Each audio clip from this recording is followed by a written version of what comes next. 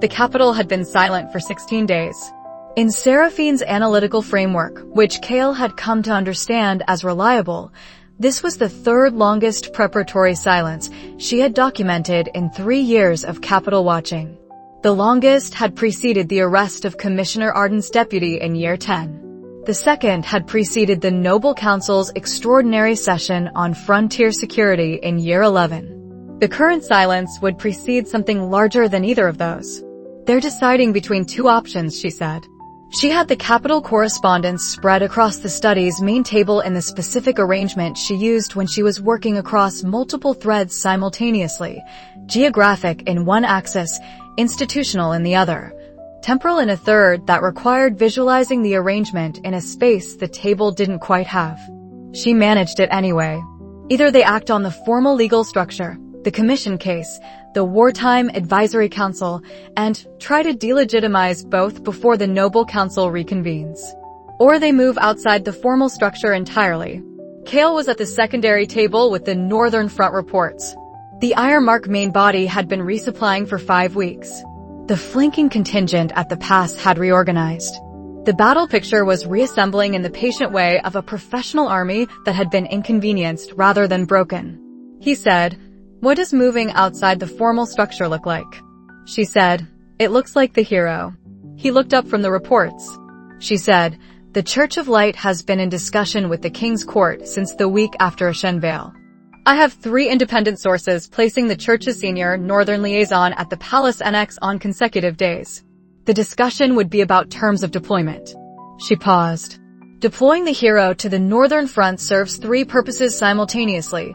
It addresses the military picture, which makes the Wartime Advisory Council's argument for alternative command structures harder to maintain. It demonstrates the Crown's active military leadership in a way that is extremely difficult to contest publicly, and it places the Church's institutional prestige directly behind the King's faction. He said, "The anchor system."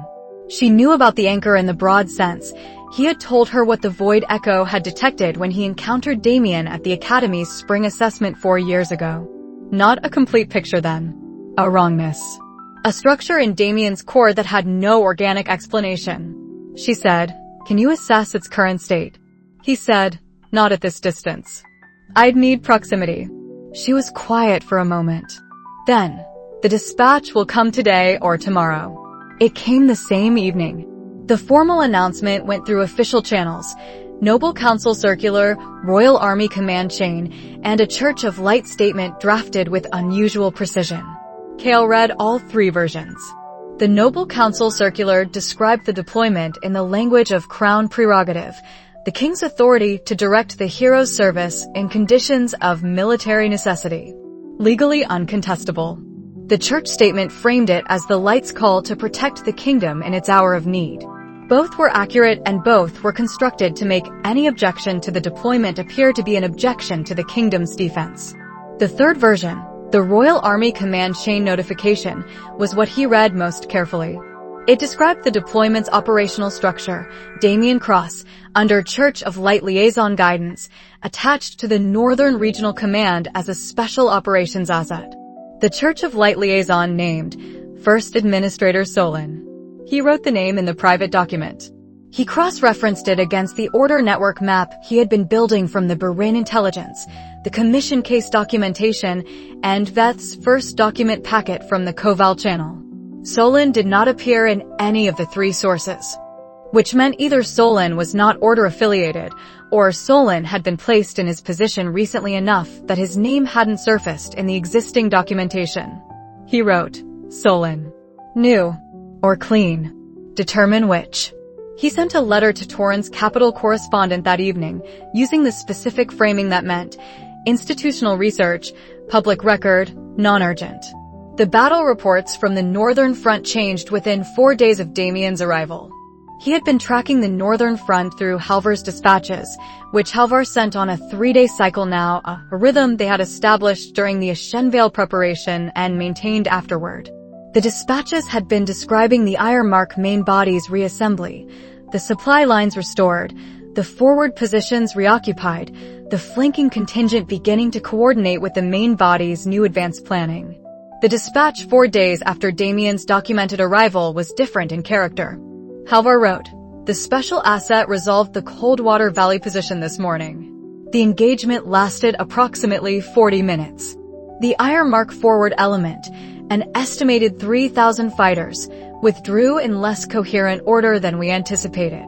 I have reviewed the battle record, and I cannot identify the tactical mechanism that produced the withdrawal. The engagement summary is attached." Kael read the engagement summary 3 times. The Iron Mark forward element had been in a strongly defensive position in the Coldwater Valley's northern approach, dug in, supply stable, waiting for the main body's advance coordination to align with their flanking assignment. A sound position. The correct military choice given their strategic situation. The engagement summary described a single fighter advancing through the Iron Mark defensive position center, without support, without preparation, without tactical coordination. Meeting the Iron Mark line. The line breaking. The withdrawal. Not described. What happened between meeting the Iron Mark line and the line breaking? The summary recorded outcomes. It did not explain them. Kael understood why. He set the summary down. He sat with the quality of alarm that had arrived when he first felt Damien's aura structure at the Academy assessment.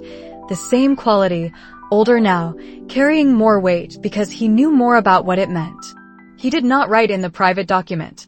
He went to find Seraphine. She was in the outer study reviewing the Commission quarterly reports draft. She looked up when he came in, read his expression, and set the document down. He said, "The battle reports from the Northern Front." She said, "I read Halvar's dispatch." He said, "The engagement summary." She said, "I read that too." He said, "What did you see?" She said, "I saw a 40-minute engagement in which a position I would have assessed as requiring a minimum of 3 days of coordinated assault to clear was resolved by a single asset with no coherent tactical mechanism apparent in the record." A pause.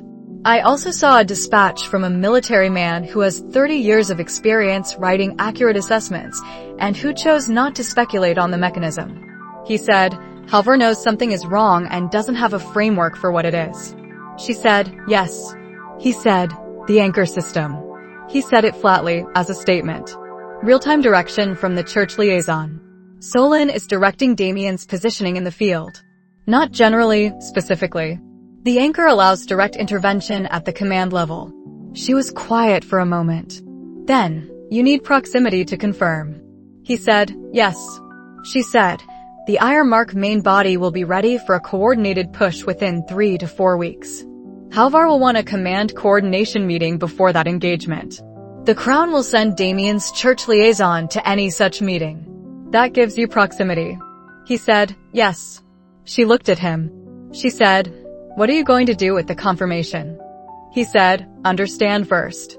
The confirmation tells me the structure's current complexity. What I do with that depends on what I find." She said, "And if what you find is what you expect." He said, "Then the question is whether Damien knows what he is.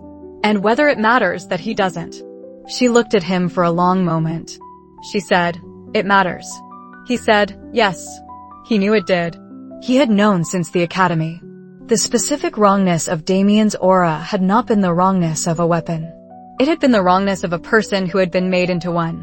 Those were not the same thing. He went back to the Northern Front reports. The Iron Mark main body was reassembling. The special asset was advancing through positions that should have taken weeks to clear. The war was not going to resolve itself. He began the calculation for the command coordination meeting, timing, travel distance, force composition, what he would need to bring and what he would leave behind. The eye's ambient coverage at full gold standard, 800 meters.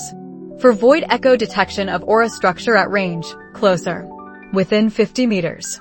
The meeting would need to be attended, not observed. He wrote to Halvar that evening, "When you schedule the pre-engagement coordination meeting, I will attend." K. Halvar's response came in 48 hours. Coordination meeting scheduled for July 14th, Northern Regional Command Post. Crown's military liaison and church asset will attend. Glad to have you. He set the dispatch aside. He went back to work. 14 days. The reports came every 3 days from Halvar, and in between those, through Torrens' correspondence embedded factor at the Northern Merchant Post, twice-weekly summaries of what the public information about the Northern Front contained. Kael laid them out in sequence on the secondary table and read the pattern. Day 1 of the available record, Coldwater Valley. An iron mark forward element of 3,000 in a defended position, cleared in 40 minutes. No tactical mechanism recorded. Day 4, the Thornridge Supply Post, a position that had been contested for 3 weeks before Damien's arrival. The engagement summary described it as resolved in 2 hours. Day 7, the Hareth Pass secondary position, which had tactical significance as the Iron Mark main body's planned approach corridor. Resolved in 1 engagement, Iron Mark force withdrawing south. The patrol estimate, the Iron Mark force committed had been 6,000. No friendly casualties recorded. Day 11, 3 smaller positions, cleared over a single day. He tracked the geography. He had the Northern Front's topographic map spread across the main table, and he marked each position Damien had been documented at with a specific notation. He drew lines connecting the sequence. Seraphine came in on the 4th day and looked at the map for a long time without speaking. He said, "What do you see?" She said, "He's not clearing positions that the military command has identified as priorities." He said, "No." She said, "He's clearing positions along a specific corridor." She traced it with 1 finger, not touching the map. "If I extend the pattern forward, this corridor terminates at," she stopped. He said, "the Ashenvale Valley's western approach." She said, "You want to explain to me why the Crown's special asset is systematically clearing the western approach to the position you just defended?" He said, "The Crown did not lose the Battle of Ashenvale. The Iron Mark supply train was destroyed. The main body withdrew. The Frontier Auxiliary Volunteer contingent won the engagement." She said, "Yes." He said, "From the Crown's perspective, the Frontier Baron who won an engagement the Royal Army failed to win is now the Compact's commanding officer, operates outside royal authority, and has a legally filed alternative command structure in the formal record." She said, "Yes." He said, "If the Iron Mark main body were to take the western approach corridor that's currently being cleared, they would have a direct line to the Ashenvale Valley, which is Kael Ashford's most recent demonstrated operational ground." She looked at him. She said, "You're telling me Damien is not being directed to clear the military's priority positions. He is being directed to clear positions that create a threat specifically to you." He said, "Not to me specifically. To the Frontier Auxiliary Command's demonstrated effectiveness. The King needs the Frontier Auxiliary to appear to have been a temporary anomaly, not a structural capability. If the Iron Mark recovers the western corridor and threatens Ashenvale again," she said, "then the Wartime Advisory Council's military record becomes 1-1 engagement, lost the follow-on. And the argument for alternative command structures weakens substantially." He said, "Yes." She was quiet. Then, "And the anchor is directing Damien toward this." He said, "Damien's aura is gold equivalent or higher. His positioning instinct, the part that is his own, would be reading the battle situations and identifying the most effective tactical choices. The anchor overrides that instinct, substitutes a directive. He feels it as conviction." He paused. "He thinks he is making the right military decisions. He is being used to make someone else's political decisions." She said, "He doesn't know." He said, "He doesn't know." On the 6th day, Torrens' correspondent sent a separate dispatch. Not the standard factor summary. It came via the fast routing channel, which meant it contained something that required non-delayed transmission. The dispatch was brief. The Church of Light Northern Deployment documentation lists First Administrator Solin's position as Spiritual Coordinator, Northern Campaign. The position was created 3 weeks before the deployment announcement. Solin's previous assignment, 14 years as a regional administrator in the church's Western Ecclesiastical District, which corresponds to the Birin Barony's home region. Solin has no documented military experience. The position of Spiritual Coordinator has no precedent in the church's military deployment history. He read this 3 times. Birin. the barony where the Order's network had been most densely documented in the Burin intelligence, the intelligence package he had spent months cross-referencing with the Commission case documentation. The Western Ecclesiastical District was exactly the church administrative territory where several of the Order's institutional penetration points had been identified. Solon was not new to the Order's network. He was experienced in it. He had been placed at Burin's home region precisely because that was where the density was. And he had been given a position specifically created to allow him to direct Damien Cross's combat deployment. He wrote in the private document, Solon, Order affiliated. 15-year minimum embed in the Western Ecclesiastical District, which is the Order's densest documented church penetration zone. This spiritual coordinator title is the mechanism for anchor direction in the field.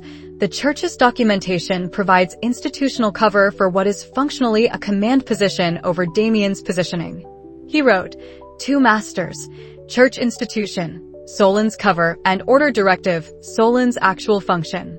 Damien responds to both through the same anchor structure. He cannot distinguish between them. He cannot distinguish between his own judgment and either. He looked at the last line. He wrote, he is 20 years old and has been inside the system since the hero designation. The anchor does not work by overriding his volition completely. That would be visible in the movement latency and response patterns. The anchor works by shaping the choices he feels he is making freely. This is more elegant than control. It is more corrosive than control. He closed the document. He went back to the map. He had 11 days until the coordination meeting. He used them the way he always used time before a specific kind of action, working the known variables, identifying the unknown variables, calibrating the difference between what he could prepare for and what he would have to respond to in the moment. The Void Echo at its current development could detect aura structure changes at range, within approximately 50 meters, during sustained attention over a period of 5 to 10 minutes. He would need to be in the same room as Damien for that duration without it appearing that he was doing anything unusual. The coordination meeting's agenda would naturally keep all parties in the same planning space for at least 2 hours. He would have the time he needed.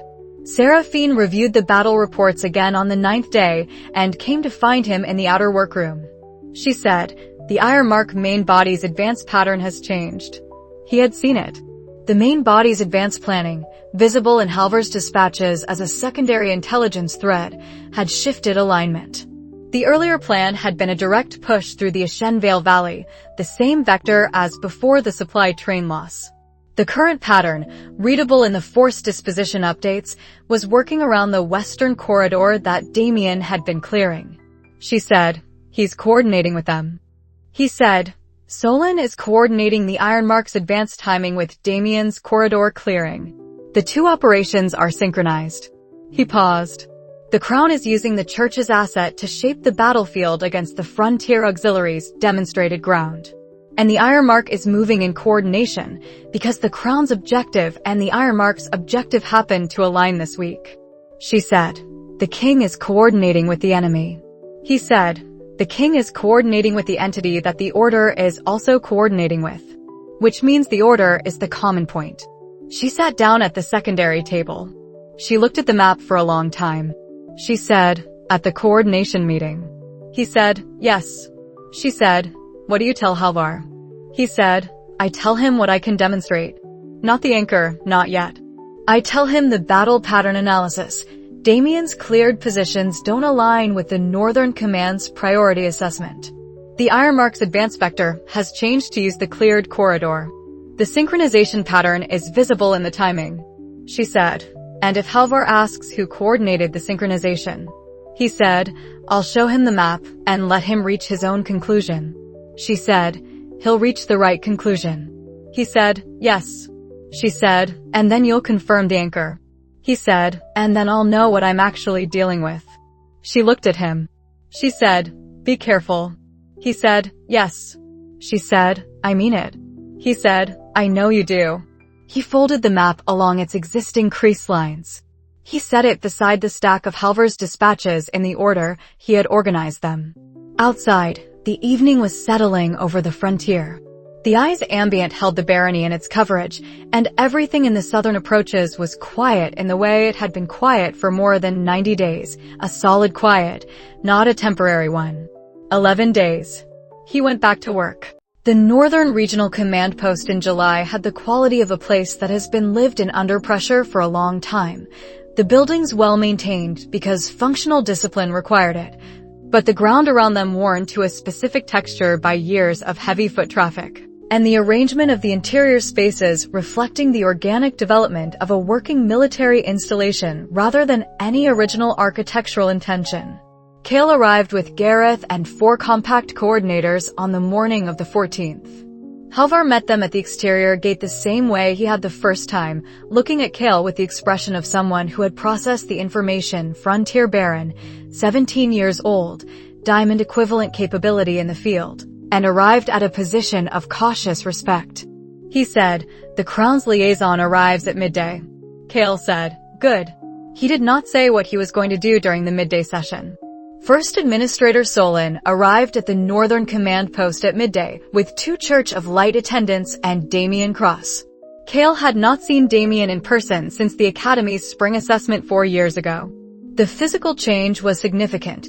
Damien at 20 was taller, broader across the shoulders, with the specific muscle density that came from years of sustained high-intensity combat training.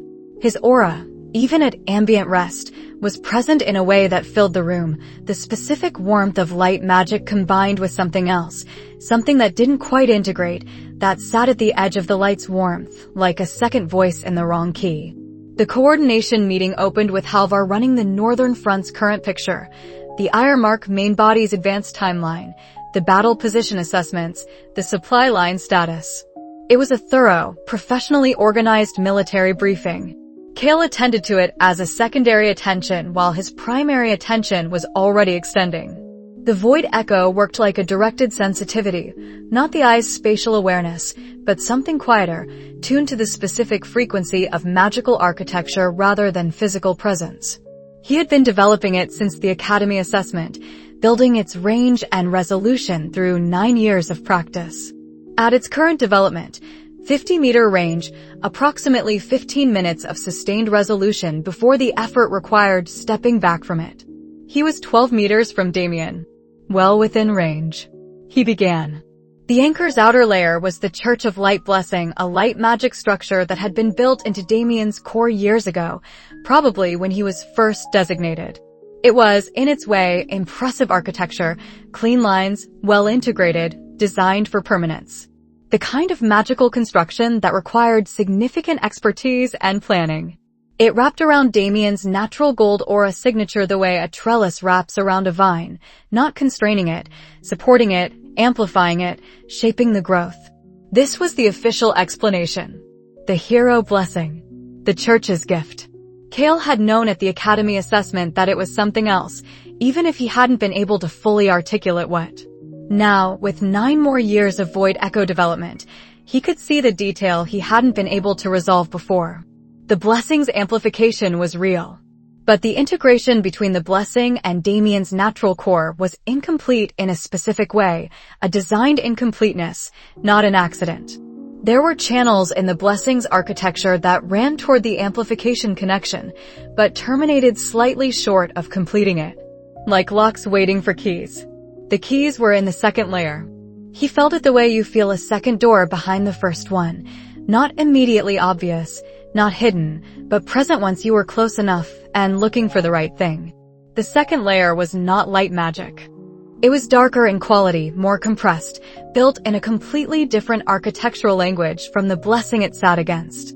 Where the blessing was organic in structure, grown, integrated over time, the second layer was precise and mechanical. Deliberately so. It had been placed against the blessing's surface, not woven into it. The relationship between the two, the second layer held the keys to the incomplete channels in the blessing. When the second layer's mechanism activated, it completed the blessing's circuits, and in completing them, it directed where the amplified power flowed. Not control in the crude sense. Not a leash. A steering mechanism.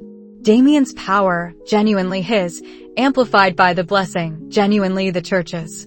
The direction of that power, available to whoever held the second layer's activation key.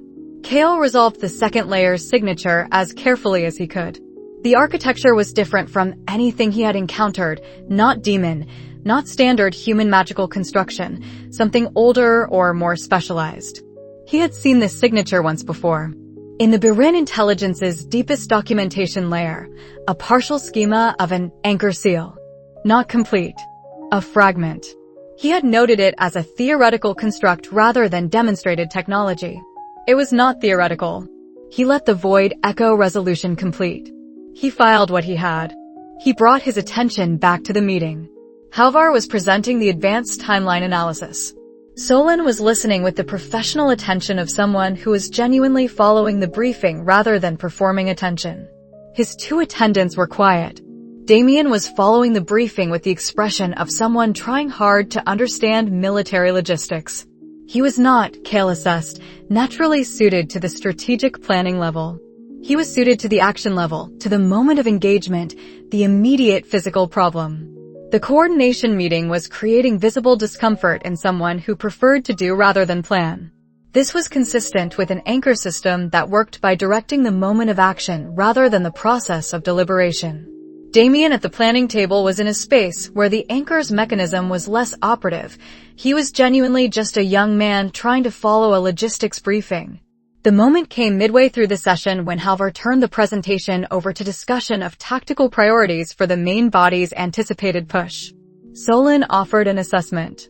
His assessment was specific, detailed, and entirely consistent with directing Damien toward the western corridor positions in a sequence that would complete the Ironmark's advance alignment. It was presented as military analysis. It was precise enough to be believable as military analysis. Solon had clearly been well briefed on the topography and force dispositions. Damien nodded at the assessment as though it confirmed what he had already been feeling. Not his feeling. The anchor's completion of the circuit. Kael watched this exchange with total stillness. He said, "I have a concern about the Western Corridor priority assessment." Solon turned to him. The expression, smooth, professionally curious. Kael spread the topographic map across the table's clear section and showed the position sequence Damien had cleared over the past weeks, the Ironmark main body's shifted advance vector, and the geometric intersection of both. He said, "The positions cleared over the past 14 days do not align with the Northern Command's priority assessment for the Ironmark advance's most likely vectors. They align with a specific advance vector that would require the Ironmark to have shifted their approach planning." Halvar, he looked at Halvar. When did the Ironmark main body's advanced positioning shift to the current configuration? Halvar said, 12 days ago. Kael said, 3 days after the Coldwater Valley engagement. The room was quiet. He said, "I am noting this as a pattern that warrants monitoring. I am not drawing a conclusion in this meeting." He folded the map. "I want the priority assessment to account for this pattern in the engagement planning." Halvar looked at the map. He looked at Kael. He looked at Solon. Solon's expression had not changed. The meeting continued.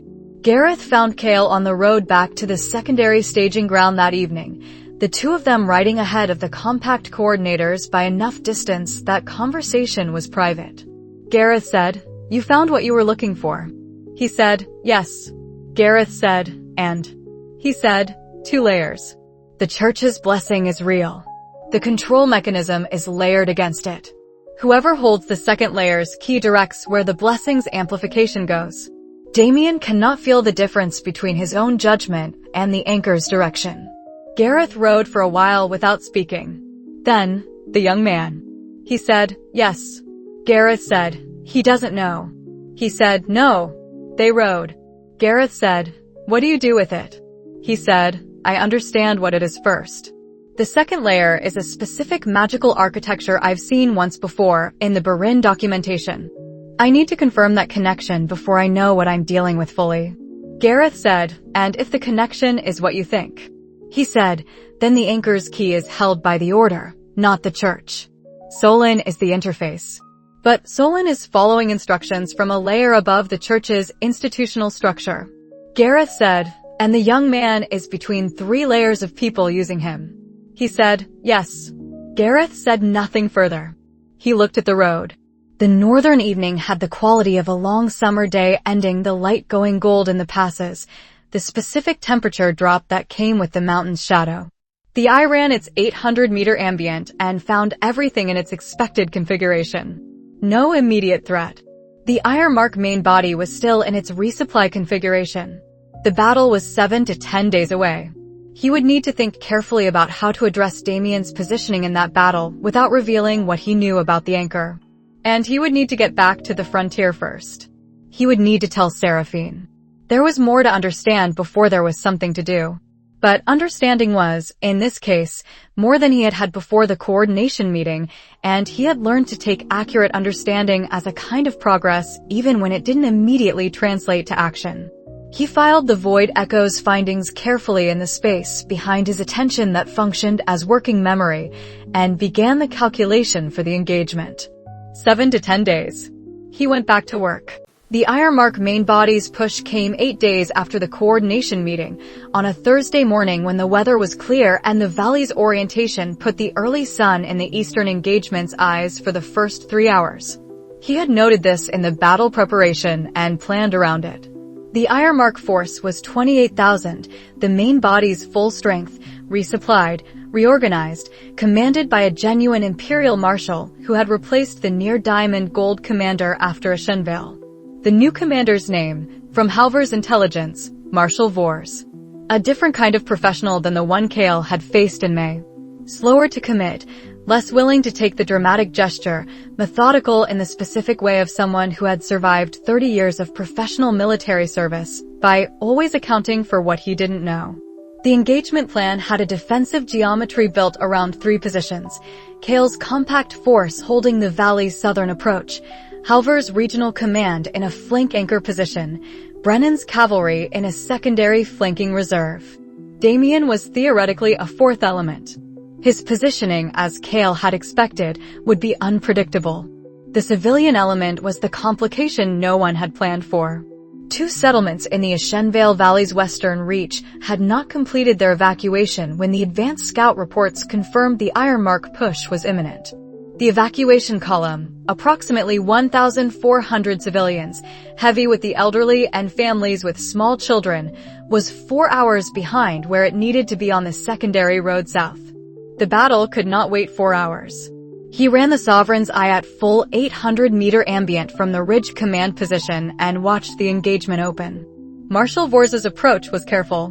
He was not committing to the valley's center the way the previous commander had. He was spreading the advance force wide, occupying the high ground positions on both the eastern and western ridges simultaneously, refusing to be drawn into a center engagement before the ridge positions were secured.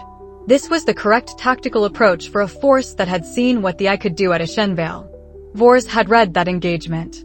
Kael directed the compact's left flank to hold the eastern ridge secondary position, released Brennan's cavalry into the wide flanking approach they had prepared, and began the process of managing a defensive battle that did not have the supply train vulnerability Ashenvale had. The first 2 hours held. The eye tracked every position. The Iron Mark's ridge advance, the compact force's defensive lines, Brennan's cavalry in the flanking movement, the evacuation column's progress on the secondary road. The evacuation column's progress, slower than planned. The elderly and the children and the animals. Marshal Vors found the gap at hour 3.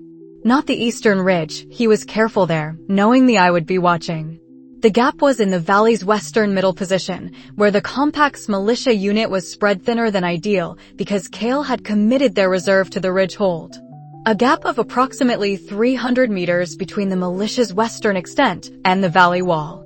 Through the eye's coverage, the Iron Mark's flanking element moving toward that gap. Approximately 4,000 fighters. If they made it through, they would intersect the evacuation column's route within 40 minutes. He had 4 options, and none of them were clean. Option 1. Redirect the ridge reserve to the gap. Leaves the ridge position underheld. Vors would see the redeployment and push the ridge. The ridge falls. The entire western position falls with it. Option 2. Commit Brennan's cavalry to the gap instead of the flanking arc, stops the immediate threat, loses the flanking pressure that was the only thing preventing the Iron Mark main body from simply pushing through the center. Option 3. Extend the eye past its ambient 800-meter limit to maintain surveillance of both the gap development and the evacuation column simultaneously, directing the defensive response in real time with total information. Option 4. Go down to the gap himself. He chose option 3. He extended the eye. Past 800 meters, the ambient awareness didn't have a hard boundary, but there was a region past the natural radius where the clarity degraded and the effort of maintaining resolution increased geometrically. He had been pushing that region further outward for 9 years. The current limit, the point at which the extension required conscious effort rather than ambient maintenance, was approximately 900 meters. Past that, each additional 50 meters required effort that wasn't automatic. He extended to 1,200 meters. Tracked the evacuation column's position. Tracked the iron mark flanking element. Tracked the gap. Sent a directed signal to the militia captain at the gap's western extent. Hold. Reinforce left. The secondary reserve coming from the ridge angle. Extended to 1,400 meters. The ridge position in the eye's coverage now. Tracked Vorza's command element, the aura signatures at the ridge's northern approach. The quality of attention that meant a committed assault was being ordered. Extended to 1,600 meters. The flanking element's leading edge approaching the gap. The evacuation column 35 minutes ahead on the secondary road. The eye was not designed for this. Or rather, the eye was designed for exactly this. That was the problem. The Corps was showing him that it could do this, that the capacity existed, and the effort required to operate at this range was not prohibitive. It was significant. It was not prohibitive. He extended to 2,000 meters. And then the Corps did what it had been doing for 8 years in the storage room, and at the garrison, and at the academy, and in the night watches at the barony when he ran the eye across the southern frontier and felt its range slowly growing. It broke through. Not the bad breaking. Not dissolution, not loss, not the sensation that had preceded the Vethra assault in December. This was a different quality entirely, the sensation of a door that has been under pressure from the inside finally being opened. Something releasing rather than something failing. The diamond aura. The eye expanded. Not gradually, instantly, from 800 meters ambient to 2,000 meters ambient. The awareness snapping into its new radius the way a lens refocuses when you finally find the right distance. The valley was there. All of it. Every fighter in the engagement, every aura signature at range, the evacuation column with every person in it, the iron mark flanking element, Marshal Vors at his command position on the eastern ridge, Brennan's cavalry 1,800 meters out and moving. All of it present simultaneously, with the specific quality of attention that the eye at ambient gave, not seeing but knowing, spatially, where everything was and where everything was moving. And something else. The slight lean of weight before a fighter committed to a direction. The specific tension in the iron mark flanking element's line at the moment before the forward push committed. The quality of intention in Vorza's command element that preceded the order by 2 seconds. He had a half second of being in the dark place between what had been and what was now. Then it settled. The battle lasted another 2 hours from the breakthrough. He fought it from the ridge position without going down. He didn't need to go down. He directed the militia captain through the compact signal network, adjusting the defensive line at the gap in 5 separate movements over the next 30 minutes. Each adjustment placed exactly where the eye showed him the iron mark flanking element was about to commit, each one arriving 15 seconds before the commitment happened. The flanking element lost coherence trying to find a gap that kept closing before they could push through it. The element's third attempt at the gap's southern end was met with a defensive formation that had been positioned there for 8 minutes. He sent Brennan's cavalry into the arc that would take them around the iron mark main body's eastern flank, not the supply train this time, the command element itself. Vorza's position at the eastern ridge. He watched through the 2,000-meter eye as Vors saw the cavalry coming and made the correct decision, ordered the iron mark main body to withdraw in good order before the flanking arc closed. It was the right call. The man had made the right call at Ashenvale too, in the other direction. He was consistent. The iron mark withdrew. The gap held. The evacuation column cleared the secondary road with 40 minutes to spare before the ironmark's furthest committed element reached the intersection. The counting came after. Kael's casualties, 320. The flanking element had pressed the gap hard in its first 2 attempts before the eye-adjusted positioning made the third attempt futile. 320 was the cost of 2 sustained pushes against a defensive line that had been placed correctly from the third push onward. He noted 7 names in the eye's awareness that were absent when the battle ended. He wrote these in the private document that evening. He wrote the number. He wrote the names. He did not write anything else about the cost, because the calculation had been made before the engagement and the cost was within the calculated range. The accounting had already been done. Writing it again served nothing. He wrote, 320. The engagement is 1. The evacuation column is clear. He stopped. He wrote, diamond. The eye is at 2,000 meters ambient. I am beginning to understand what that means. 847 meters from his position, the eye resolved the quality of attention that was Gareth's aura signature, present at the rear command post, watching the tactical signals relay, knowing what each signal meant. He had come north 3 days ago when the intelligence picture made clear the push was imminent. He had not discussed his decision to come. He had simply appeared in the command post's main room, reviewed the defensive geometry Kael had laid out, said the Eastern Ridge Reserve is thin, and gone to see about it. He was there, watching. Kael came down from the ridge when the withdrawal confirmation reached the command post. Gareth was in the post's main room reviewing the position reports. He looked up. He looked at Kael for a long moment. Then he looked at the eye's coverage indicator, the awareness markers on the tactical display that Gareth had learned to read over years of working inside the eye's field. The markers showed 2,000 meters. Gareth looked at the markers. He looked back at Kael. He said nothing. He smiled. Very slowly. Not the smile he used when something was funny. The smile he used when something had happened that he had been waiting a long time for. He went back to the position reports. Kael sat down at the secondary table. The command post was settling into its post-engagement rhythm. Injury reports, casualty accounting, position status checks, dispatch preparation. The specific functional busyness of a military post at the end of a day that had required everything and would require more tomorrow. He picked up his pen. He wrote to Seraphine, diamond. The eye is at 2,000 meters ambient. I will explain it when I get back. He added one line. The engagement is 1. The evacuation column is clear. He folded the letter and gave it to the fast writer. He looked at the tactical display. The eye's coverage markers showed the valley, the withdrawal route, the evacuation column now 3 hours further south. He could feel every point in the 2,000-meter range with the same ambient clarity the 800-meter range had given him before. The effort was not greater. The range was simply larger. And the quality was different. 2 seconds ahead of the bodies. The intention before the motion. He understood now why the previous Sovereign Core wielder had been described the way they had been described.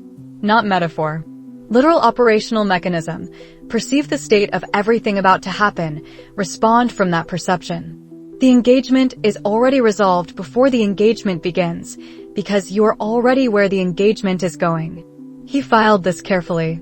Then he picked up the Northern Front analysis document and found where he had left off. There was more to do. There was always more to do. He spent the first day cataloging. This was not an instinctive choice, or rather, it was precisely his instinct, which was, when a variable changes significantly, quantify the new state before acting from assumptions about it. He had run the eye at its new 2,000-meter ambient for approximately 6 hours during and after the battle. He had a partial picture. He needed a complete one. The cataloging process. He sat at the secondary table in the command post's quiet room and extended the Sovereign's eye at different ranges and different modes, making notes, mapping the qualitative differences from the gold operating state. The obvious difference was range. 800 meters to 2,000. He tracked this at specific fractions, 800, 1,200, 1,600, 2,000, noting the resolution and the maintenance effort at each level. At 2,000 meters ambient, the maintenance effort was approximately equal to what the 800-meter ambient had cost at the gold peak. The diamond aura had extended the natural range and reduced the per meter effort simultaneously. This was consistent with how gold had worked relative to silver. Each advancement reorganized the efficiency curve rather than simply extending it.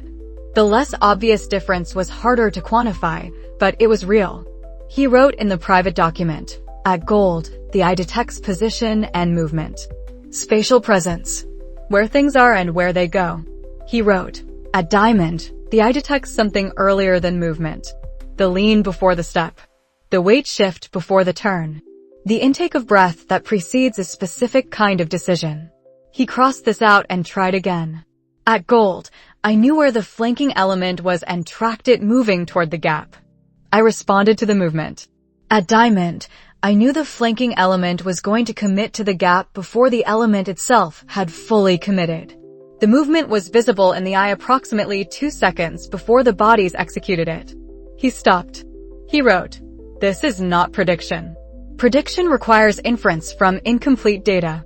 This is perception of a state that exists between intention and action, a physical quality of the aura field around a person in the moment when decision becomes commitment but has not yet become motion. Committed direction creates a specific pattern in the aura field before the body moves. I perceive the pattern." He sat with this. He wrote, "The previous sovereign core wielder stood at the center and moved the world. Not metaphor. Literal operational mechanism. Perceive the committed direction of every element in the field. Respond from that perception 2 seconds ahead of the motion. The engagement is resolved before it begins." He looked at what he had written. He thought about the gap in the valley's western middle position. The iron mark flanking element. The 15 seconds between when the eye showed him the commitment and when the defensive positioning arrived. The 3 attempts that found a closed gap each time. The mechanism was clear. On the second day, Gareth came to find him. He came in with a specific quality of attention that meant he had been watching Kael operate at the new range for 24 hours and had formed his assessment. He said, "You're running it constantly." Kael said, "Yes." Gareth said, "The training yard at the Barony. When you first had the eye at consistent ambient, you ran it constantly then too." He said, "I needed to know where it was stable." Gareth said, "Is it stable?" He said, "Yes. The 2,000-meter ambient is stable. The additional perception at range is consistent. I'm calibrating the inference latency." Gareth said, "The inference latency." He said, "The time between when the eye shows me a person's committed direction and when the body executes. It varies by individual and by the type of commitment. A physical advance commits differently than a tactical withdrawal. I'm building the baseline." Gareth was quiet for a moment. Then, "When did you know?" He said, "In the engagement. When I extended past the 800-meter range and the core." He considered how to describe it. "It stopped feeling like effort and started feeling like reaching. The way you reach for a surface you know is there." Gareth said, "Like finding the floor." He said, "Yes."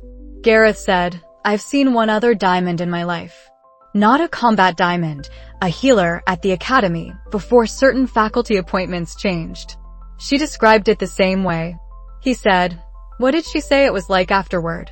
Gareth said, "She said everything slowed down. Not literally. She said she had thought speed was the advantage. Then she realized the advantage wasn't speed, it was that she was always a step ahead of the next thing she needed to know." He said, "Yes." Gareth looked at him for a long moment. He said, "How old is she now?" He said, "I don't know." Gareth said, "She was 43 when I met her. She had been Diamond for 11 years. He paused.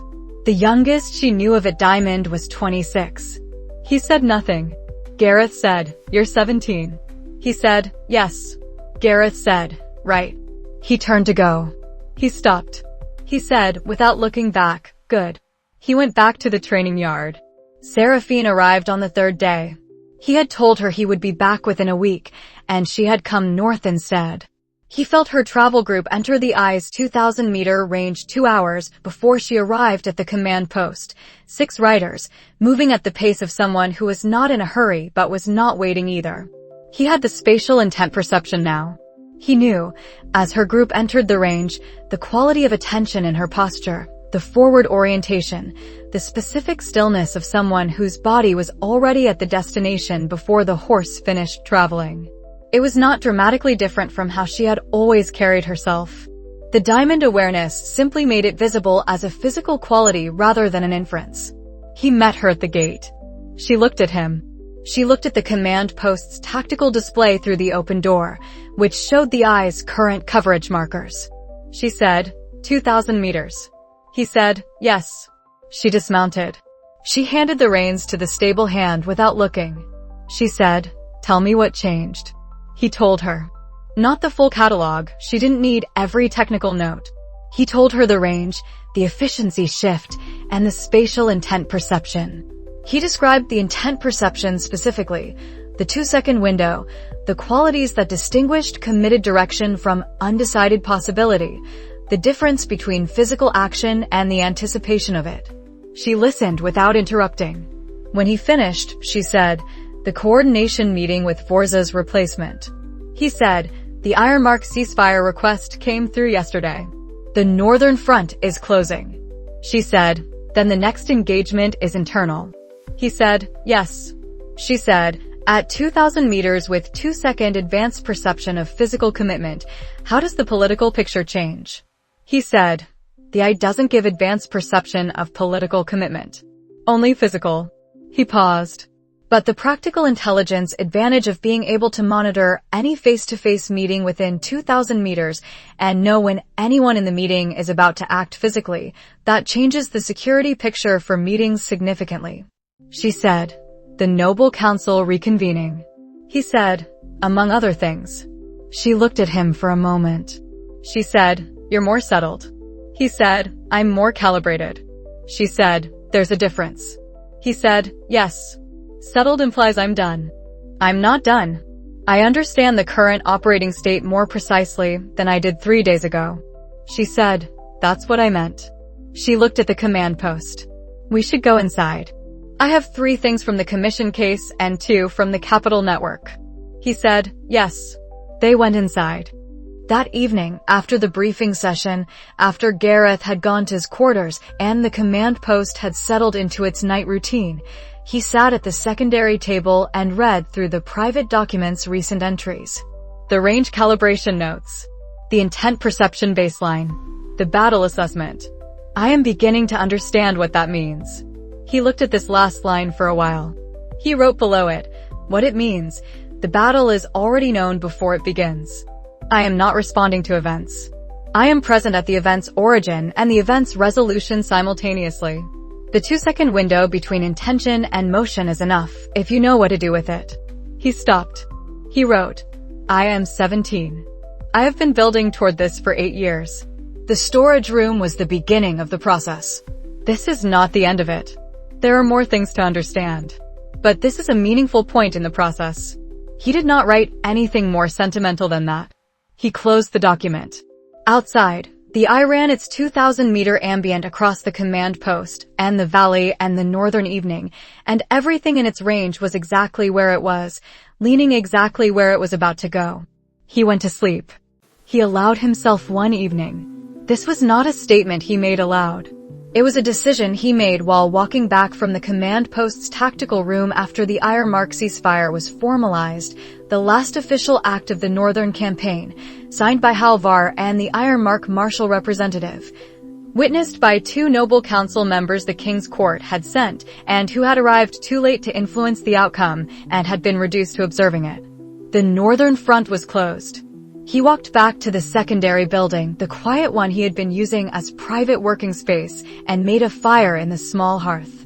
Because the northern July nights still carried a cold that found the gap between the building's stone walls and the summer air if you were sitting still. He sat in the chair beside the hearth and ran the eye at its ambient 2,000 meters and let the fire warm the room. He did not open the private document. Not yet. He had turned 17 in the Frontier Barony on a March morning when Gareth had made 2 cups of good tea and called it a garrison tradition. He had turned 17 as the Compact's newly designated commanding officer of approximately 40,000 fighters. He had turned 17 with the commission case building, the Noble Council session upcoming, the Ironmark War newly declared, and the Wartime Advisory Council charter filed through Commissioner Vere's Southern Regional Office. He had turned 17 with Seraphine at the frontier. That was the state at 17 in March. This was July, 4 months later. He ran the accounting. The Sovereign's Eye, Diamond, 2,000-meter ambient, spatial intent perception. One of approximately 20 diamond aura in the kingdom. The youngest by at least 9 years, based on what Gareth knew. The compact, formal designation and record. 40,000 fighters. The Ironmark campaign closed. The Wartime Advisory Council standing intact. Kael at the Southern Highlands, aware, available. The Intelligence Network, 9-year build, fully operational. The Koval Channel's first 3 document packets received and integrated. The Order of Eternal Stars identified, name in the record, organizational scope partially mapped. The Northern Front, closed. The Southern Frontier, 95 days quiet. The Internal Front, ongoing. The King's Court had produced 2 formal legal challenges to the Wartime Advisory Council's filing and 1 motion questioning the Frontier Auxiliary's operational authority. Both were being addressed. The Noble Council reconvening was 6 weeks out. He sat with this for a while.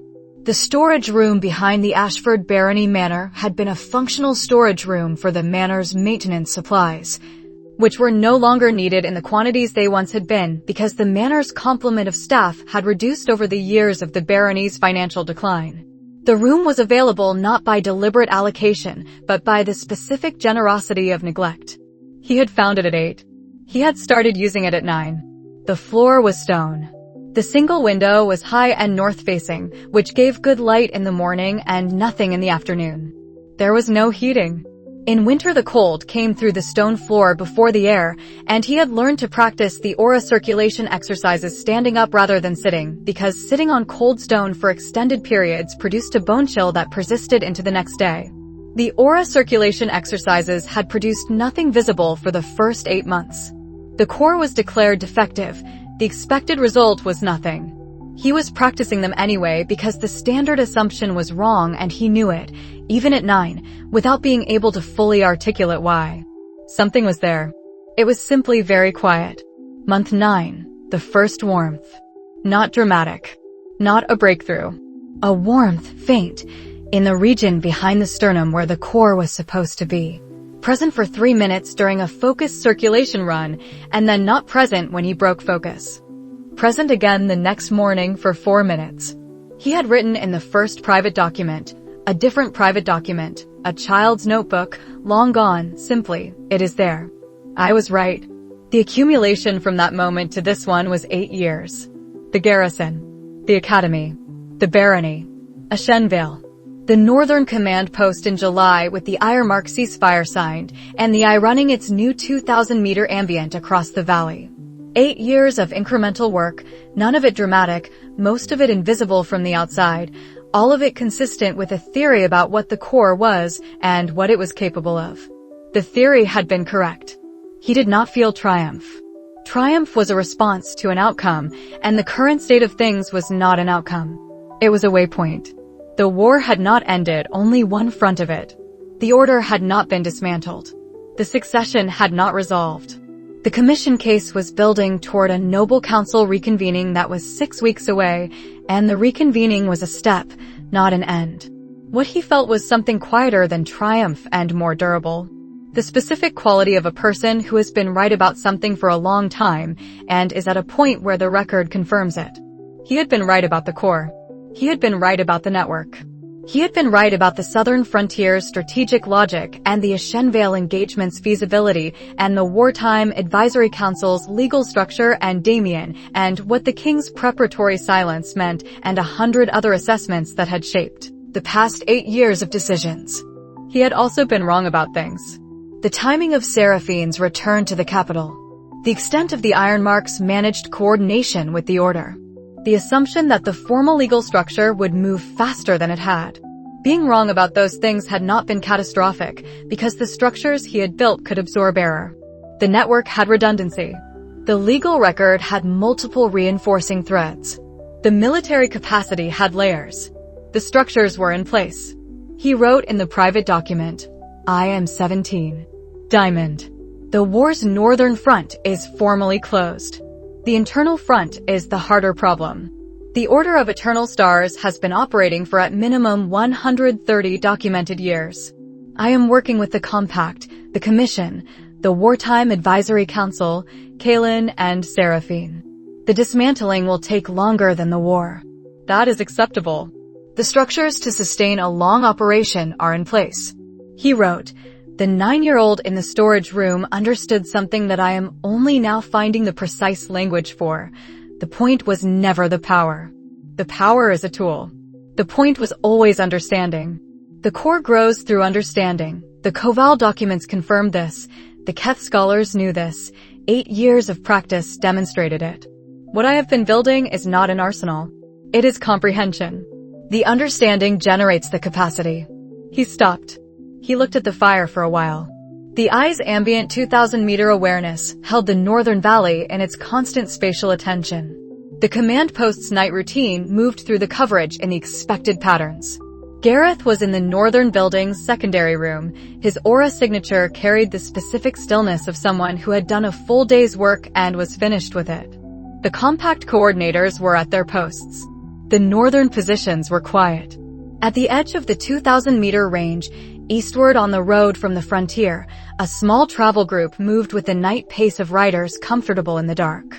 He recognized the aura signature before he consciously identified it. Seraphine. Coming north again.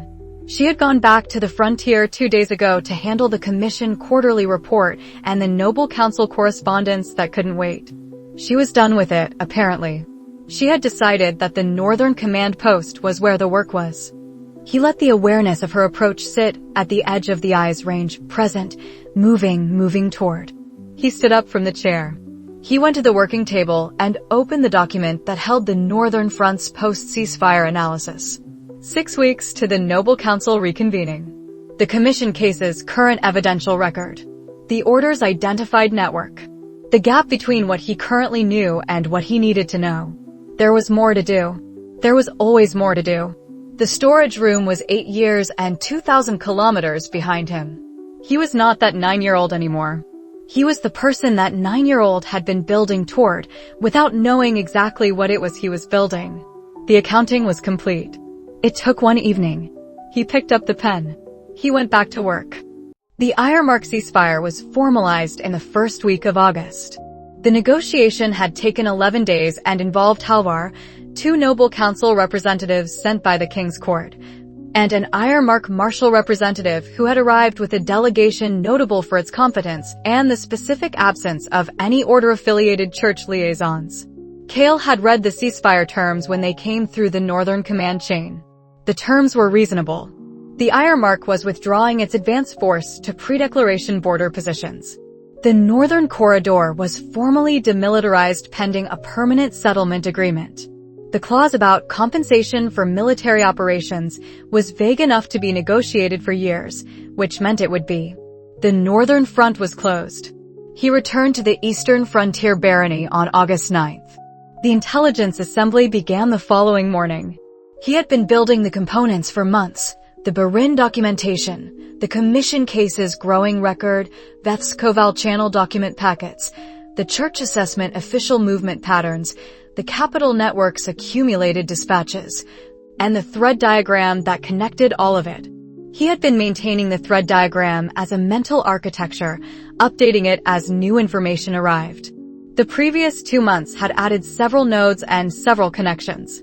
He now had 3 separate points where independent information streams intersected in a way that created a single conclusion. He laid the primary source documents out on the main table. He organized them: geographic axis, institutional axis, temporal axis. He began. The first thread was the Barin documentation. Baron Barin had been an order operative. The Commission case had confirmed this. The Barin documentation's deepest layer, the encrypted records that had taken 8 months to develop the decryption approach for, contained operational records. Network descriptions. The language used in these records was not the language of a new organization. It referenced protocols, nomenclature, and hierarchy markers that implied a developed institutional culture with a long, continuous history. the specific phrase that appeared in 3 separate operational records, in accordance with the star's long patience. He had noted this phrase when he first decrypted it. He had cross-referenced it against the Commission case's order-adjacent documentation and found nothing. The phrase was specific but unattributed. An internal usage, referencing something assumed to be known. He set the Burin records aside. The second thread, the Kael channel documents. Veth's document packets had included, in the third delivery, something Veth had apparently considered important enough to route through the faster path, a demon historical record. Not a demon intelligence summary, a history. Kael had read it 3 times already. It documented the Order's contact with demon territory politics going back 80 years in Demon Reckoning. The demon historical record named the organization. It named it in the demon language equivalent of a proper noun, the Order of the Stars That Do Not Fall. A translation note in Veth's document packet explained that do not fall was the demon language idiomatic equivalent of eternal, in the sense of persisting despite the ending of other things. In the demon record, the Order of the Stars That Do Not Fall had been operating in demon territory politics since, before the current equilibrium, the demon historian's term for the period after the last major demon-human conflict, which placed the Order's demon territory operations at 130 years minimum. He set the Kael documents aside. The third thread, the Commission case's deep investigation records. The Commission's Northern Supply Contract Mechanism investigation, the supplemental inquiry Davin Crest had committed to, had been working through financial records for 3 months. The investigation had reached a specific document layer, foundation records for the regional supply contractor organizations that had been providing the Northern Royal Army Command with logistics support. The foundation records included, in 2 of the 6 contractors, a founding organization reference. Not a person's name. An organizational name. The Order of Eternal Stars. The founding reference was from 63 years ago. The contractors had been operating for 63 years. The organization that had founded them had been incorporated as a philosophical society under a legal structure that predated 3 different Noble Council regulatory frameworks, which meant it had been incorporated before any of those frameworks existed. The Commission investigator's note, appended to the document layer summary, the Order of Eternal Stars appears in the founding documentation of at least 2 supply contractor organizations. Further investigation pending. The name does not appear in the Commission's current registry of registered philosophical and civic organizations. This may indicate the organization dissolved prior to the registry's establishment, or that the organization never sought formal registration.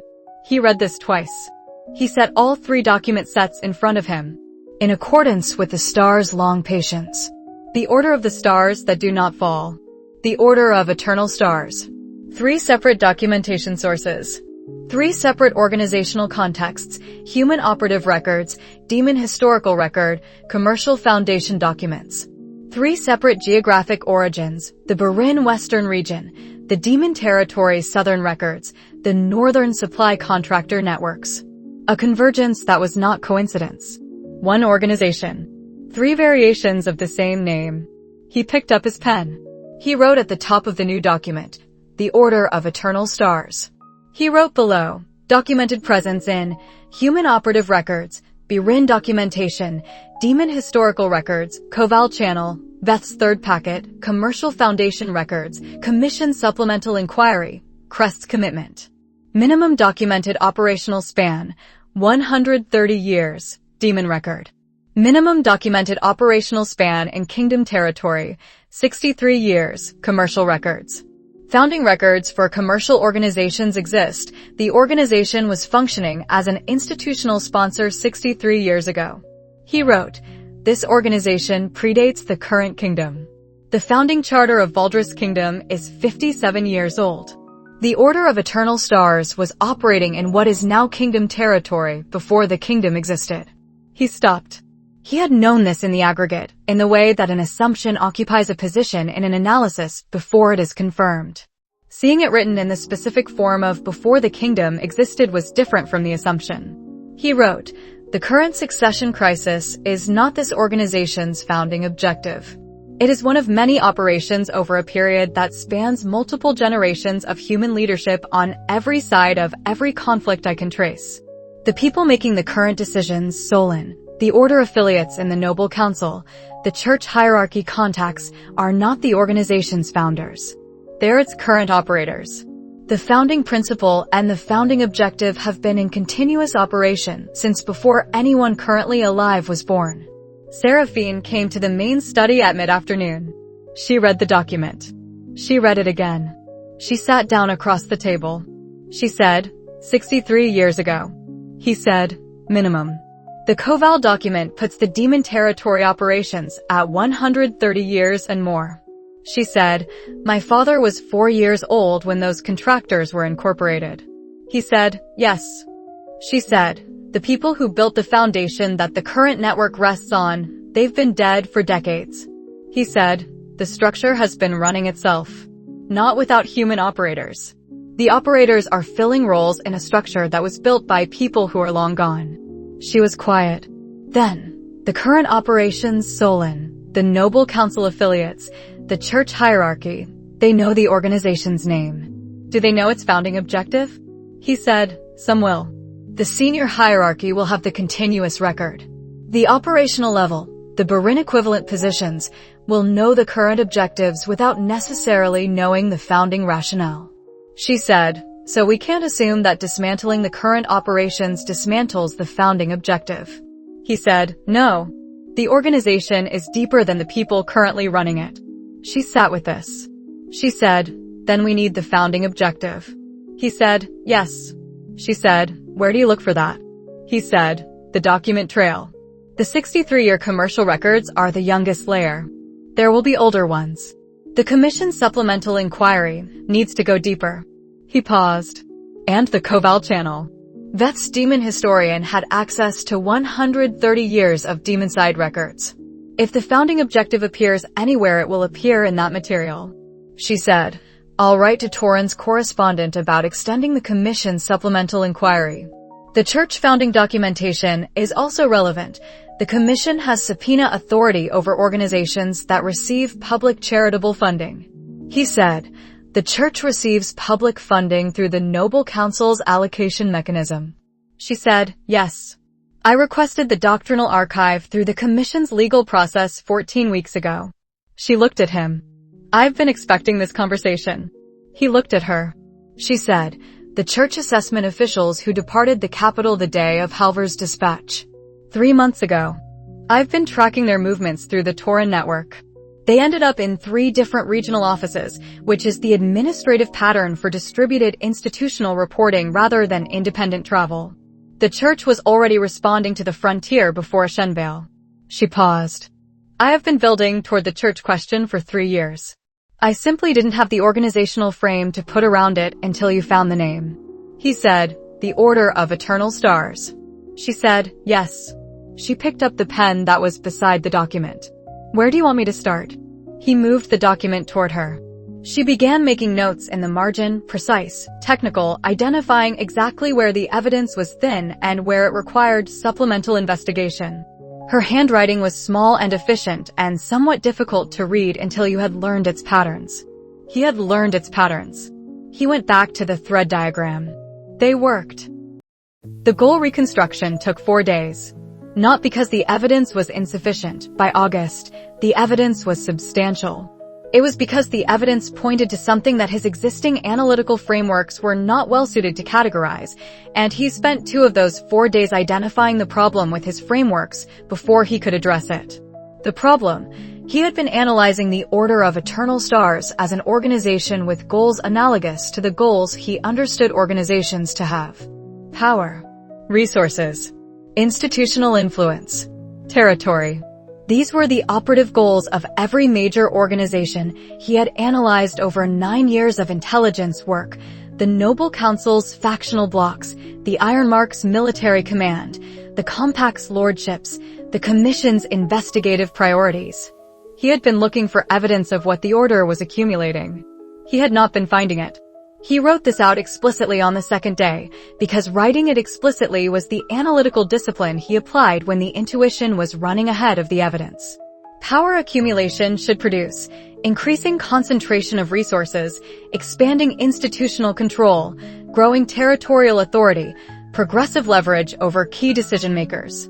The observed pattern produces chaos, instability, weakened institutions, cleared power structures. He stopped. He wrote, "These two things are not compatible. Power accumulation requires stable structures to accumulate into. A faction that destabilizes every structure it touches cannot be accumulating power in those structures." Something else is happening. He looked at the word he had written before stopping. Cleared. The agricultural operation. Clear the field before planting. The field does not belong to the clearing. The field is preparation for something else. The order was not accumulating power in the current structures. The order was preparing the current structures for removal. He wrote, "They are not building in this world. They are dismantling it in preparation for building something. The succession crisis, the Ironmark War, the demon incursions, none of these are their goal. They're the mechanism of clearing." He looked at what he had written. He wrote, "The question is, what do they intend to build after the clearing is complete? That requires a different category of evidence than the operational record provides." He went to find Seraphine. She was in the outer study with the commission case documentation and a set of documents he hadn't seen before, Church of Light internal doctrinal texts, in the specific format of restricted circulation documents not available through public channels.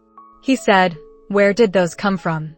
She said, "The commission case has subpoena authority over organizations that receive public funding. The Church of Light receives public funding through the Noble Council's charitable allocation mechanism." She didn't look up from the text she was reading. "I requested the doctrinal archive through the Commission's legal process 14 weeks ago. It arrived this morning." He said, "What are you looking for?" She said, "The same thing you're looking for, I suspect." She did look up. "You've reached the clearing conclusion." He said, "Yes." She said, "I reached it 10 days ago." She pulled one of the doctrinal documents from the stack and placed it on the table. "This is the Church of Light's restricted theological commentary on the concept of the restoration. Not the public doctrine, the restricted commentary that circulates only to church administrators above the district level." He read where she was pointing. The text was dense with the specific quality of institutional theological language, precise, formal, intended for a reader already fluent in the existing doctrine. He read it once for overall content, once for specific language patterns. The relevant passage was in the third section. "The restoration is not a theological metaphor but a literal event, the return of the world to its proper ordering, in which the proliferation of divergent aura expressions is corrected and the original unified field restored. This event is the Church of Light's foundational purpose, to which all social works, all institutional growth, and all political engagement are preliminary. The Church grows in influence not as an end in itself, but as preparation, to ensure that when the restoration becomes possible, the institutional infrastructure to guide it is in place." He read this twice. He said, "How long has this commentary been circulating?" She said, "The document's internal dating places its original composition at approximately 90 years ago, with revisions." He said, 90 years of restricted theological doctrine teaching that the Church's actual goal is the preparation for a literal event that involves correcting the proliferation of divergent aura expressions." She said, "The proliferation of divergent aura expressions is the current state of the world. Every person with an aura has a unique signature, different elements, different qualities, different developmental patterns. The unified field the commentary describes would require every aura in the world to be integrated into a single shared structure." He said, "Which requires eliminating the diversity." She said, "Yes." He said, "By eliminating the people who carry it." She said, "Or by reshaping them." The commentary doesn't specify the mechanism. It specifies only the goal. He was quiet for a moment. He said, "The Order's founding objective is the restoration. The clearing is the mechanism. Destabilize all existing structures sufficiently that the current proliferation of divergent aura expressions is disrupted, then rebuild from the cleared state with the unified aura field structure they want." She said, "That is the conclusion I reached 10 days ago." He said, "And you've been waiting." She said, I was waiting to see if you reached the same conclusion independently from different source materials. You have. He said, why? She said, because if we both reach it independently, the conclusion is more robust than if I told you first and you confirmed it. A pause. Also, I wanted to see how long it took you. He said, for days. She said, I know. I was noting it. He said, how long did it take you? She said, 10 days. But I had a less complete source space at the time. A pause. You work faster with better data. He did not respond to this. He looked at the commentary. He said, the goal is reset. She said, yes. He said, not power in the conventional sense. Not wealth. Not territory.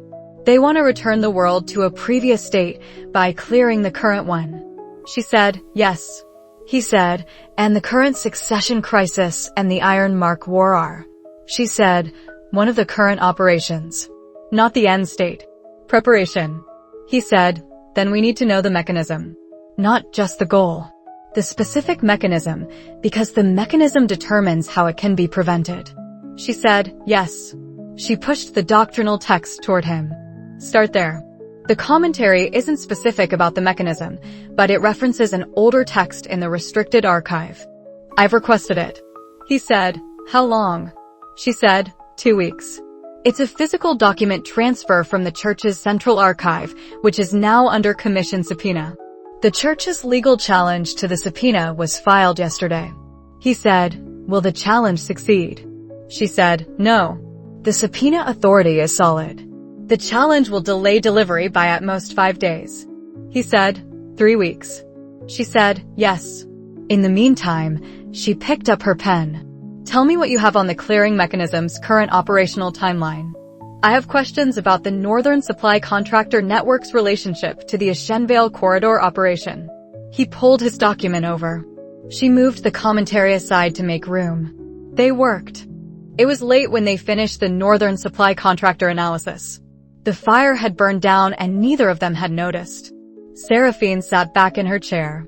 She looked at the documents on the table, the order's name, the founding timeline, the clearing conclusion, the restoration goal, the mechanism question still open, and was quiet for a moment in the way she was quiet when she was finishing a thought. She said, whoever founded this organization. He said, yes. She said, they made a calculation. They decided that what they wanted to build was worth more than the people who currently exist. And they have been passing that calculation down through an institutional hierarchy for at minimum 130 years. He said, yes. She said, that is not a conspiracy. That is a belief system. He said, yes. She said, and the people currently operating within it at the senior level, they believe it too. He said, yes. She looked at the commentary. She said, the calculation is wrong. He said, yes. She said, not because the unified field lacks value, I don't know enough about the mechanism to assess that. Because whatever the value, you cannot reach it this way. The world they would inherit after the clearing would be built on what they destroyed, and what they destroyed cannot be rebuilt. 130 years of knowledge, culture, political development, magic advancement. You clear that, you don't have a blank slate. You have a wound. And you are trying to build a unified structure on top of a wound, using people traumatized by the clearing to build the thing you needed healthy people to build. He said, yes. She said, I want to make sure I am thinking about this correctly. He said, you're thinking about it correctly. She said, I know. I wanted to hear you say it. He said nothing. She said, now we have the complete picture.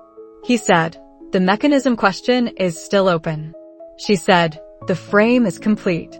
The mechanism is a detail. She looked at him. What do we do with the complete picture? He said, we build a counter-architecture. Not just military. Institutional. The order has been building for 130 years. We are working with 10, at most, before the Noble Council reconvening and the commission case create the conditions for direct action against the senior hierarchy. She said, 10 years is a long time. He said, 10 years is what the evidence suggests we have. That is the timeline I'm working from. She said, then we work faster. He said, yes. She picked up her pen. He picked up his. The fire needed building up and neither of them moved to do it. They went back to work. He ran the numbers over 3 days, and the numbers were not complicated. The complication was not the calculation. The complication was that the calculation was correct. He started with the mechanism question because the mechanism determined the cost. The doctrinal commentary's reference to correcting the proliferation of divergent aura expressions had a specific technical implication. He spent the first day testing his understanding of the power system's documented behaviors against that implication. Aura development was individual. Each person who developed an aura did so through a combination of innate elemental affinity and individual cultivation. The resulting aura signature was unique, not infinitely variable. The element categories and rank progressions were fixed, but unique in the specific qualities, the proportional character, the developmental pattern of the individual. This was not an anomaly of the current era. Historical records going back as far as documentation existed showed the same diversity. The proliferation of divergent aura expressions was simply the accumulated individual character of every aura-capable person currently alive. A unified field, the goal the commentary described, would require every current aura signature to be integrated into a single structure. Not replaced, necessarily. Integrated. But integration required compatibility, and the diversity of current aura signatures was, by definition, the diversity of things that had developed independently along different lines. There were 2 ways to achieve integration. Option 1, a process that transformed all existing aura signatures into a form compatible with the unified structure while maintaining the underlying people. This was theoretically possible. Aura signatures could be reshaped through external intervention. The historical record documented it in specific cases, though the record noted it as an extreme operation with significant risk of core collapse.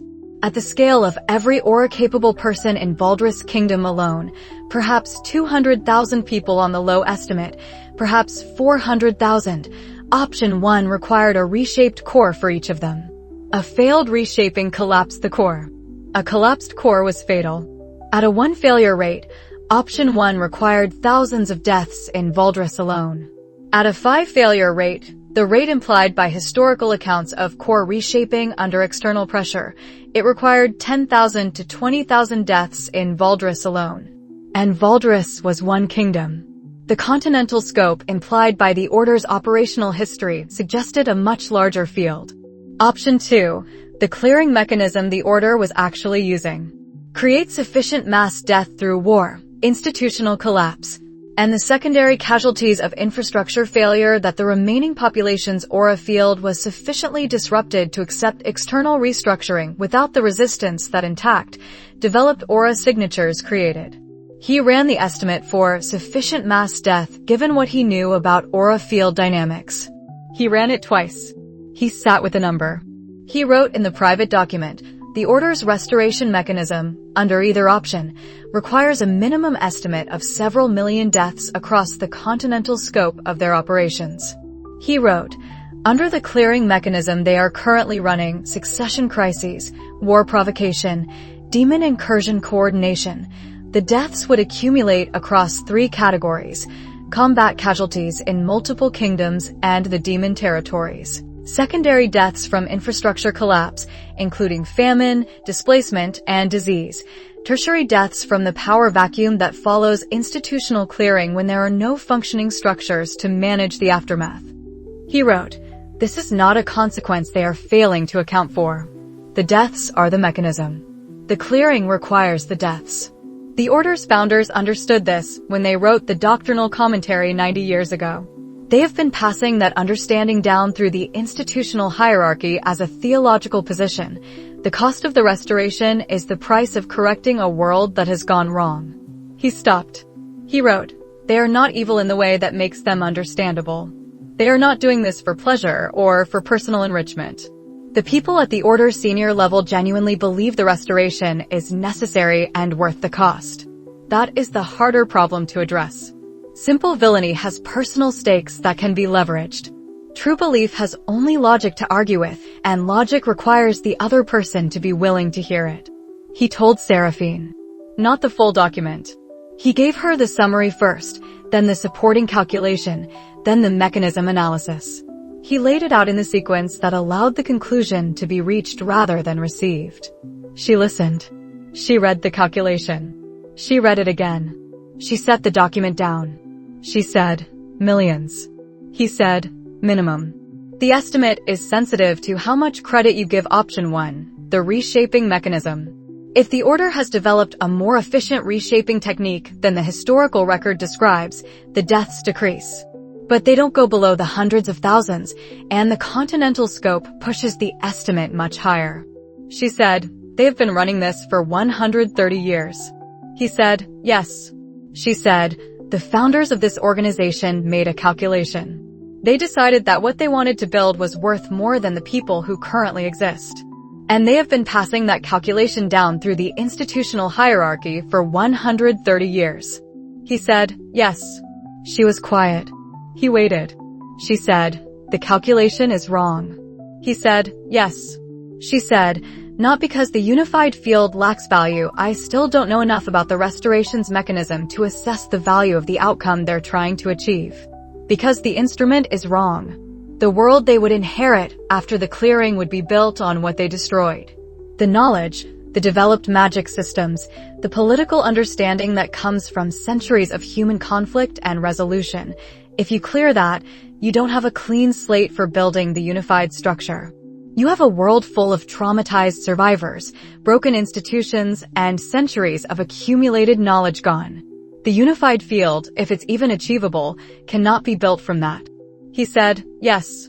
She said, I want to make sure I'm thinking about this correctly and not simply reacting to a large number. He said, you're thinking about it correctly. The reaction to the large number is appropriate. The analysis behind the reaction is also correct. She said, I know. I wanted to hear you say it. He said, you're thinking about it correctly. She was quiet for a moment.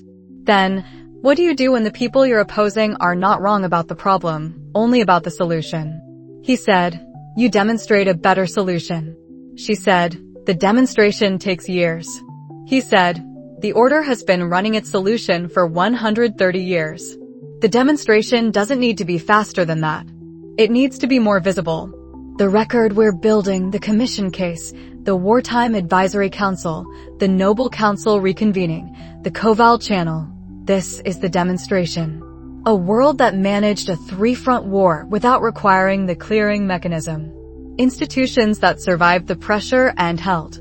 A frontier that remained functional when the order's operations tried to collapse it. She looked at him. He said, the argument against the restoration is not abstract. It's, look at what existed when you tried to clear it, and it didn't clear. Look at what people built when you applied the pressure intended to break them. The demonstration is the counter-argument. She said, that requires us to survive what comes next. He said, yes. She said, and to build a counter-architecture that can dismantle the order's operational capacity before the clearing mechanism reaches its critical threshold. He said, yes. She said, how long? He said, the timeline depends on the mechanism question, which we still don't have. But the order's current operational pace, the succession crisis, the Ironmark campaign, the demon incursions, these were all triggered in the same period. The clustering suggests they are approaching a window. Not imminent, but not distant. She said, years, not decades. He said, that is my assessment. She was quiet. Then she picked up her pen. She said, then we work faster. He said, yes. He picked up his. They worked until the frontier night had fully settled and the fire needed tending, and neither of them had moved to tend it, and neither of them suggested stopping. The restricted archive documents arrived on August 17th. Seraphine had the delivery routed through the Commission's frontier office, rather than the capital address, which added 2 days to the transit time but maintained the operational security of keeping the most sensitive documentary flow at the frontier rather than through capital channels. She reviewed the packing manifest before opening the crates.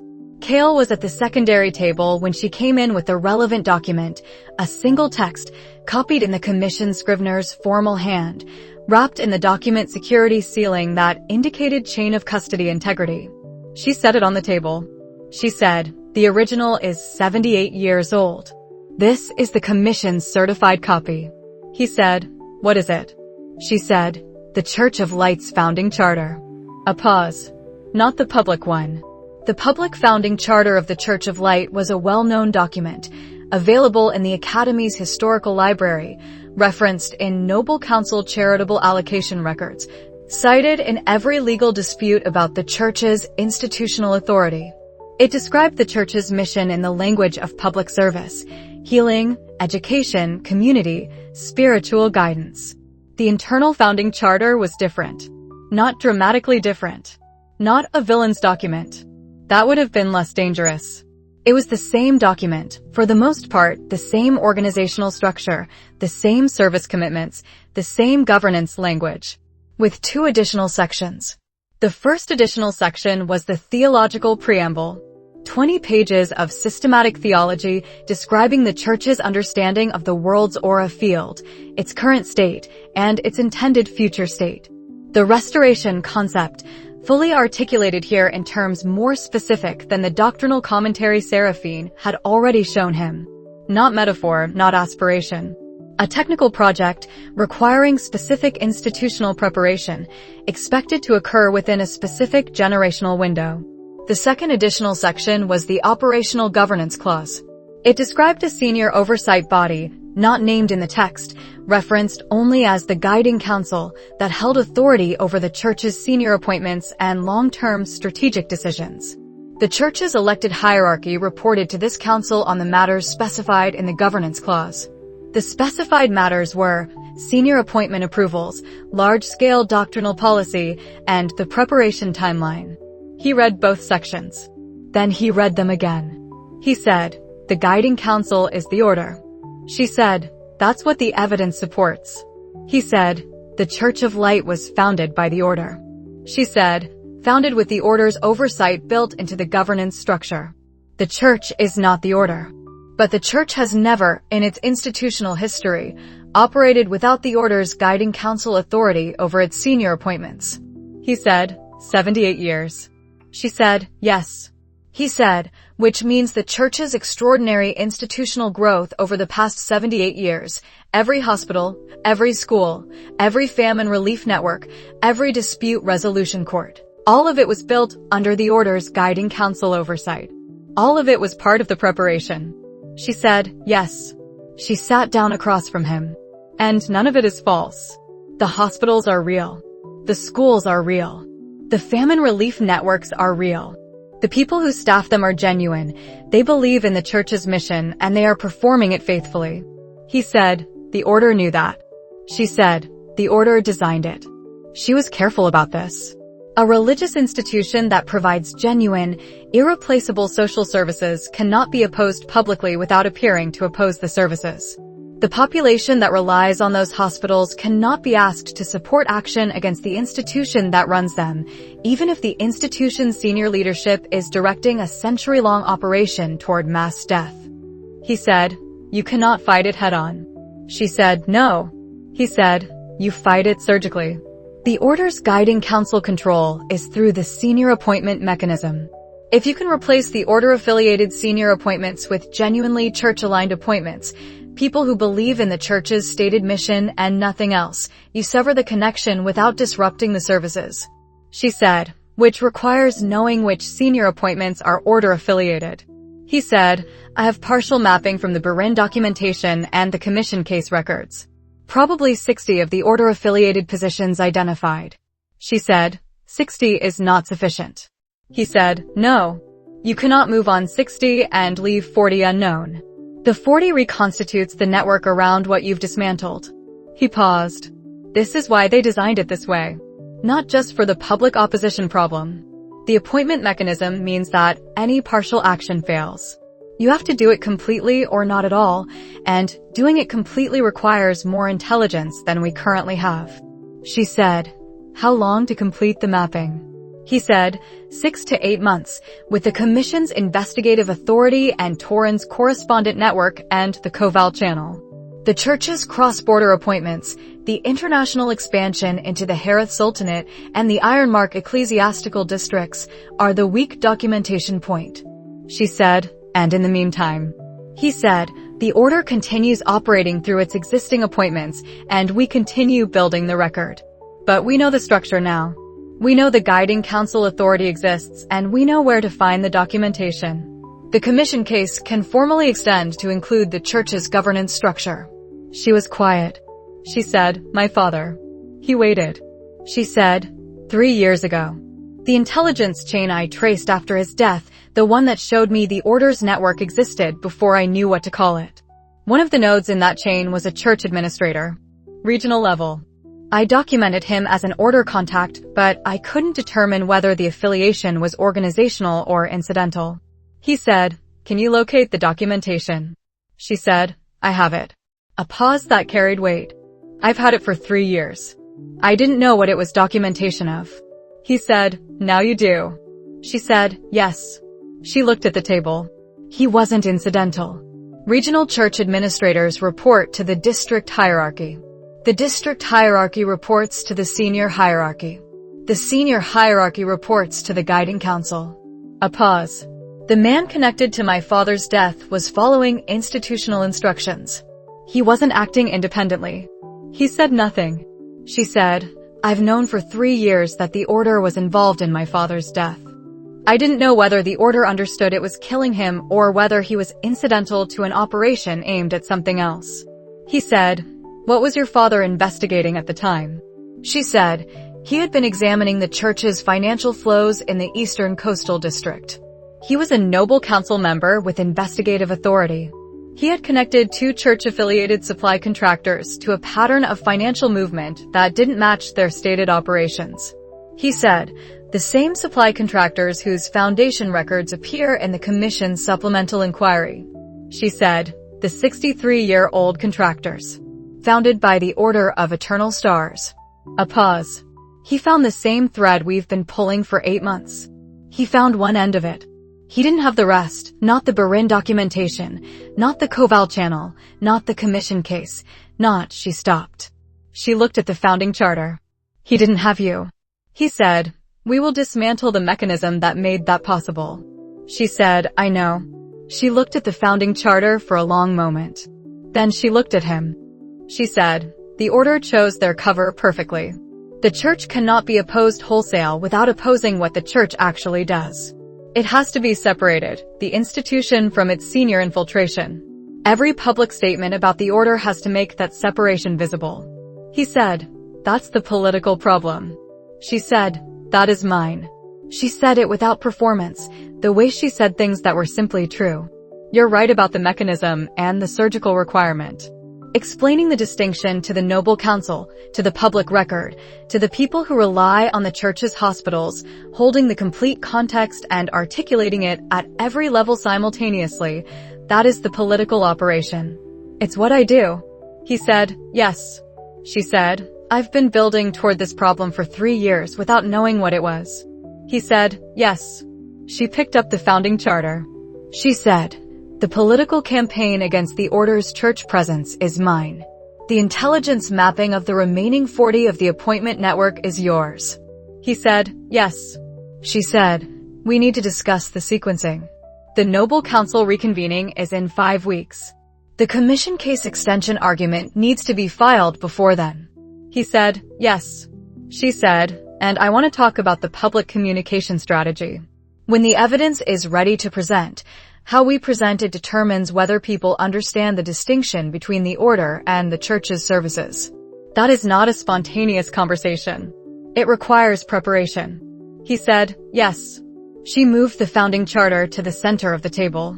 He had one more thing to tell her. He had been sitting with it since the second day of the goal reconstruction, waiting for the right moment. He said, "The order is brilliant." She looked at him. He said, "The design of an institution that provides genuine social services as the operational cover for a 78-year preparation for mass death. The selection of the one type of institution that cannot be opposed without appearing to oppose its benefits. The construction of those benefits to be real, so that the reality of the benefits protects the operation indefinitely. The appointment mechanism that ensures partial dismantling fails." He paused. "That is a genuinely impressive long game. Whoever designed this understood something that most organizations miss. The most durable protection for a long-term operation is not secrecy. It is institutional embeddedness in services people cannot afford to lose. She said, "You find it impressive." He said, "I find it impressive in the way that makes me more careful." He looked at the founding charter. An opponent this well-designed requires a counter-design equally long in its construction.